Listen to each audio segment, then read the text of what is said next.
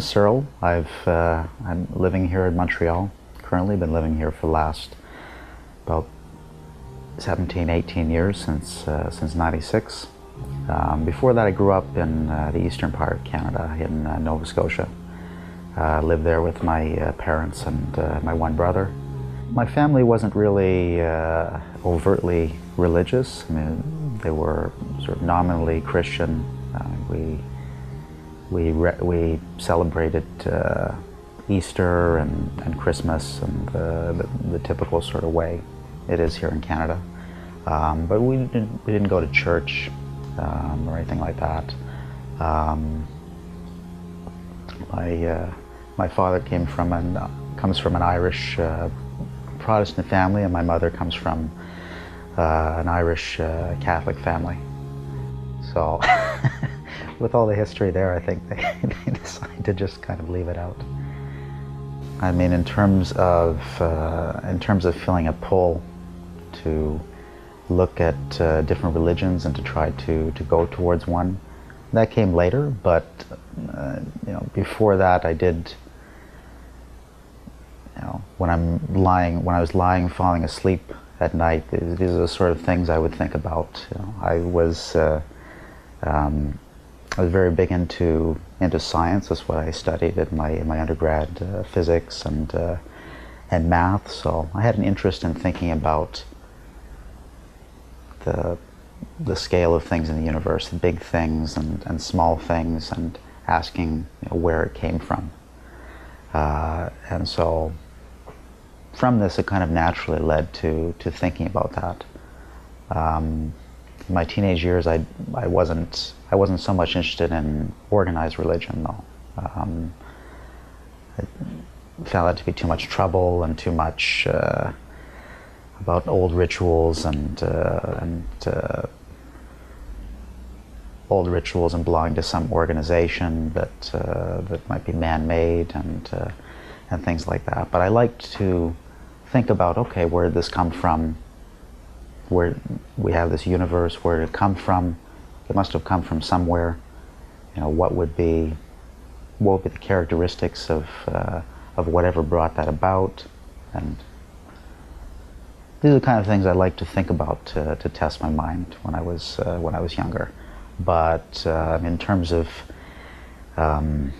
moving consciously towards practicing a particular organized religion from an established tradition, that didn't come until later. I moved to Montreal in '96 for my schooling. Went to McGill to do my science degree, and ended up staying around. Studied my science degree, was interested in teaching science and math, did an education degree, and later on did a master's also in the field of education, and ended up sticking around here. I had a period where I finished my science degree, and I was trying to figure out what came next, and generally I was in a bit of kind of period of confusion and looking for some sort of guidance at that sort of point. For different things, some of it I remember, some of it I don't. It was too long ago, but I mean, at one point in my life, I had a sort of sense about religions that didn't have to follow some established tradition, could just kind of take a menu approach, could read about different ones and see this that you like and see this that you like. I mean, a lot of young people have this kind of point of view if they're here in Canada. If they're not, they don't turn away from religion completely. They take this kind of point of view. I like this, I'll take this, I'll leave that, sort of thing. But at a certain point, I guess I kind of came to the conclusion that established traditions, it's not necessarily a bad thing, because these are these are patterns of behavior and organization of people that, you know, they survived as a tradition because something about it worked. So I started looking in more detail in different world religions. So reading the different texts and some of the different texts, looking into stories about the Buddha, looking into reading bits of the Torah, the Old Testament, reading from the New Testament, looking at the Gospels, looking at the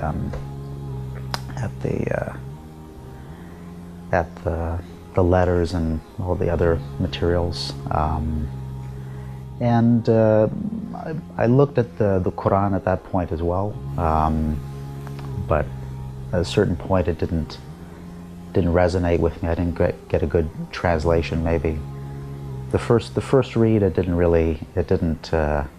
speak to me. It was a little bit too foreign, right? I wasn't in the right mindset or something at that point. But later on, I happened to come back to it. I came towards Islam, I guess, in summer of 2002. So this was after the 9/11 tragedy in late in the fall of 2001, and so, you know, Islam and different views of it and different ideas of it were in the media. There's a lot of kind of demonizing of it at that time. So, you know, like a lot of people, I guess, that was kind of a catalyst to look into it a little bit more. Okay, the media are talking kind of badly about this group of people. My experience is a lot of the time when when the media talks about a group of people like that, they're often lying. So I'll find out. Okay, maybe these are a great group of people. Maybe it's a mixed bag of people. But I'll find out what the truth about it is. So went at it again. Read a nice translation of the Quran. I think it was the Arbery translation, the A.J. Arbery translation from Oxford or Cambridge or whatnot.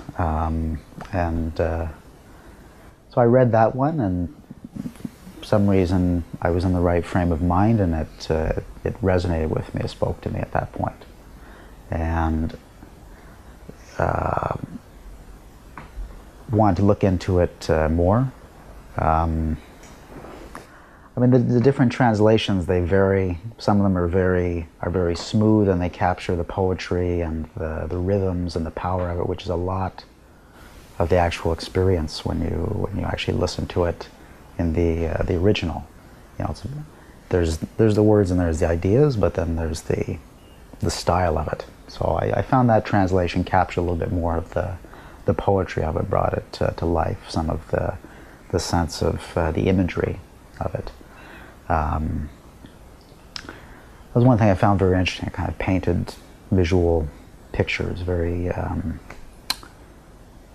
compelling, very vivid visual pictures were painted of things. So I was, that was a prompt to look into it deeper at that point. I connected a little bit more with it, that reading. As well, my wife at that time, my ex-wife now, but my wife at that time was also kind of going in the same direction and was kind of looking into it, and so we fed off of each other a little bit at that point in reading about it, looking at it more. She happened to know some people from the community here in Montreal, so from that we got access to some books that I read further in. I think one of the books was a set by an Iranian author, Sayyid Mujtaba Musavilari. He's got books that are translated in all kinds of different languages, but he had a 4-volume series about introduction to, the roots, the foundations of the religion, God and the attributes, prophethood, imamate, and these sort of things. I sort of found out afterwards. I didn't realize at the time. I didn't know about Sunnis and Shias and this sort of thing, but I happened to have been, I guess, kind of fortunate that I happened to be that small percentage that actually heard about it from the Ahlul perspective from the first. I guess most converts, I guess, when they learn about it from the Sunni perspective first, just because there's more of them, and for some inexplicable reason they tend to take their job more seriously in terms of communicating what they believe rather than just kind of sitting off by themselves. So for some reason I heard about things from that perspective at first, and Christianity, the Gospels, I loved reading about those. I fell in love with the character of Jesus as portrayed in those stories, but when I read the perspective of Paul, I didn't find it meshed, so it was confusing like that. Islam is presented through the Quran and through some of these basic books describing the basic ideas of it. I appreciate a certain rationality about it. So in the pureness of the monotheism, which is something shared with Judaism as well that I appreciated, but I also liked the more universal message about Islam. It's not. It has that monotheism, but it's not something for a particular group or race of people. It's something for all of mankind, and I like the idea of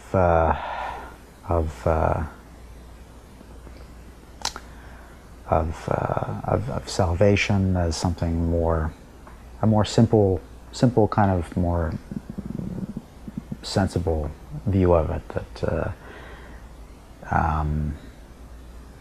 it's not about some sacrifices someone else made for you, but it's your own efforts, your own sincerity, your own efforts to, turn from your behaviors and to be repentant for it. And I also appreciate the perspective that there were messengers that went to all different places of the world in many different times. So it kind of was an explanation for, all right, there's supposed to be one religion of humanity, but we see this fractured into different religions and different sects and things. The idea that it's one message, it's one movement, but people kind of split that up. So I found it compelling, and I also learned about the little bit about biography, the character of Muhammad, and was impressed. Some things were confusing to understand at that point of view, because it was such a different time and place in which he lived, and some of the social things that they were dealing with. But taking that into account, and I was very impressed with that. And after a certain amount of time further of reading and of reading about the ideas and about the rituals and things, I felt comfortable enough to say that okay, I'm on board with this. This is something I want to pursue. In terms of affecting me, I guess it was a challenge to figure out some of the details that people in the community that grew up in the community or that were in the community for a while kind of take for granted. So some of these details of life about religious laws, of of cleanliness and halal food and the details of prayers and memorizing surahs to pray and these sort of things. So this kept me busy for a while to learn all of these sorts of things and to get comfortable with that and to learn about different ideas in the religion. In terms of my parents, they've been really nothing but supportive. I have nothing to complain about at all. They you know, when I, like I said, I mean, when I growing up, our household was not, how to say, it wasn't an irreligious environment. It was, but it just wasn't. Nothing, no particular path was kind of pushed, and all that was taught was kind of a general, you know, good behavior, ethical behavior, treating people properly. So, you know, stemming from that, I didn't have any sort of negative reactions. Unfortunately, I guess some people do have that. I don't have too much experience. I don't have any experience of that myself. You know, when myself and my kids go to visit, you know, a few weeks before they'll go to the nearest city. They'll pick up some halal meat, and so that we can eat that while we're down. So I mean, they're very supportive. Friends that I had here.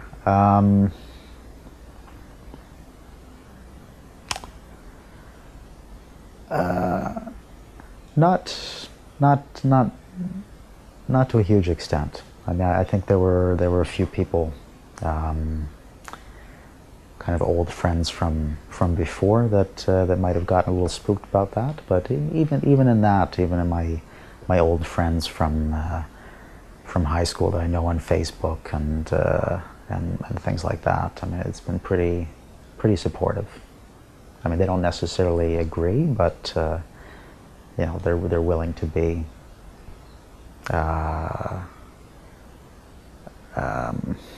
what to say. Yeah, they don't necessarily agree, but we get along. I mean, it's a relationship that I wish was better.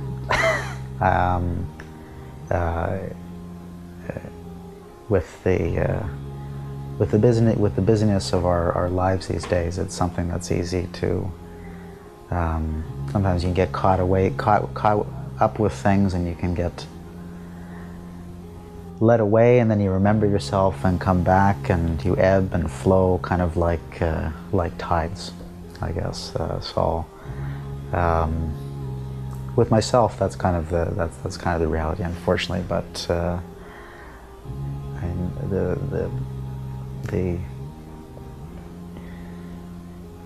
the beautiful thing is the stories are always there, and you can these great human examples. So you can always get reminded of these as the seasons go on, and some of these events of Ramadan and Muharram come around again. And the nice thing about the commemorations of Muharram is this annual intense reminder to try to wake up your mind again and pull you away from some of the stuff that it's so easy to get lost in with how busy we are with school or work or whatnot. And I get waylaid with a lot of these things myself, but I find these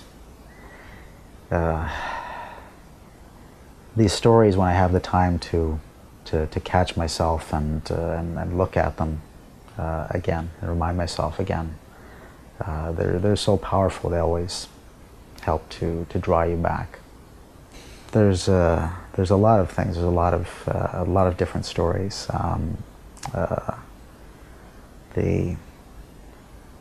Just the idea, I guess, of recognizing of piercing through the fog of confusion and recognizing all once what's the right way to go, and being willing to stand behind that at all costs.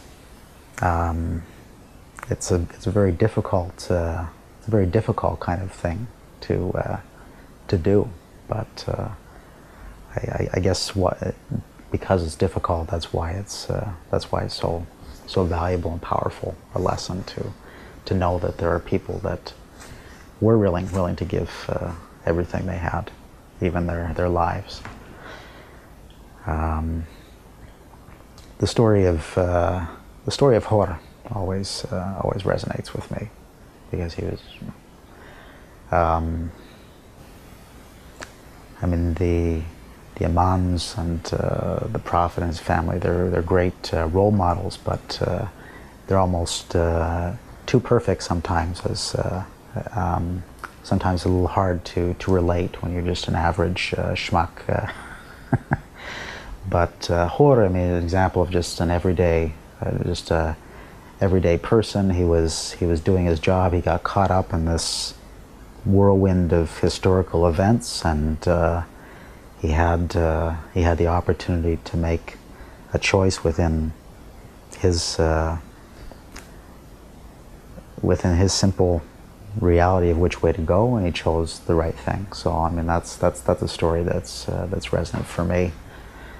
I mean, whether it's on big things or it's on little things, I guess, to speak up and stand for what you realize is right, even when everything is against you, even when it's going to cost you. It's hard, but it's a great message. Imam Musa al-Kadhim is one figure that always particularly resonated with me. I mean, for one reason, it's because everyone talks about Muhammad and Fatima and Ali and Hassan, Hussein, and not so much energy or not so much attention. I mean, it's not intentional, but not as much attention is paid to some of the later figures, and I kind of like to be non-conventional. I mean, that's kind of how I came to the faith and this particular branch within in the first place.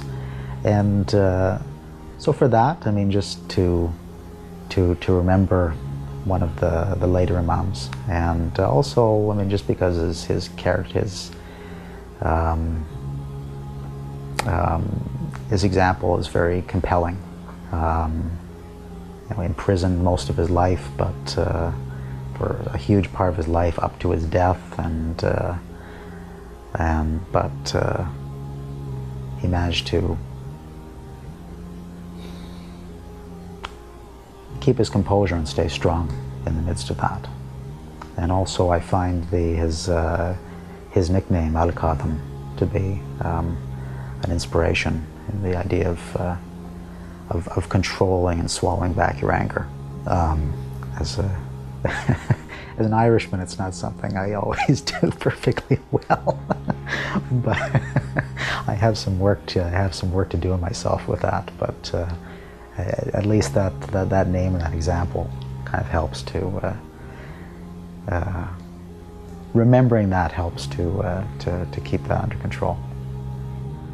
The story of Karbala, I heard about. I learned about this history pretty early. I mean, from what I recall, I mean, I attended events in the community the first Muharram after I joined the faith.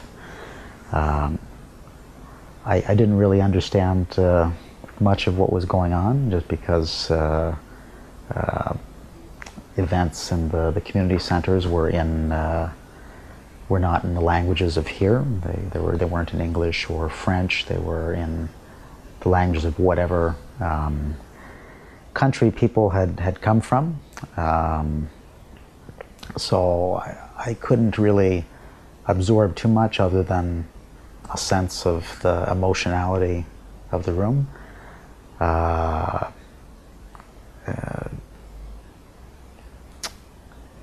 But I did read a fair amount about what I could find about the history of these events and the history that led to it, which was some complicated reading to sift through that history and some of the counter perspectives, and to feel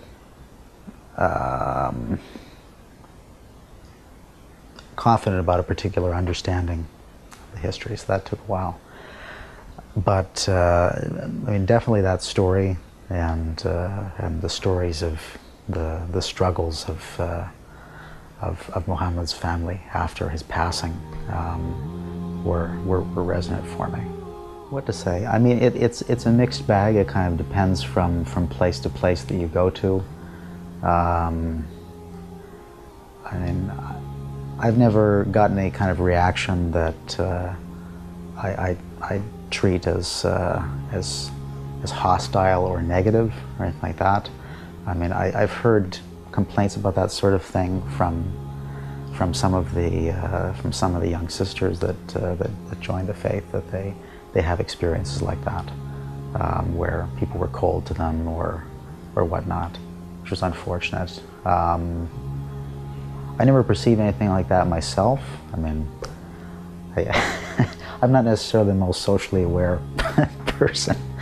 My head's usually in a different space, but I never consciously experienced it. I can't really complain about that myself, although others have different reports. I received a relatively warm reaction. I mean, you know, some of this stuff led me to doing writing to share with people in the community as a way to kind of address some of these things. But well, I mean, the linguistic stuff, I mean, recognizing that you know, whether you can accept that or not, and I'm speaking here, I guess, to the people that run these centers, and some of them succeed in this and some of them don't make so much effort, but to, you know, recognize that you're here, you're rooted here, you're probably not going back to wherever you went, and your children certainly aren't going to do that, and they're the future.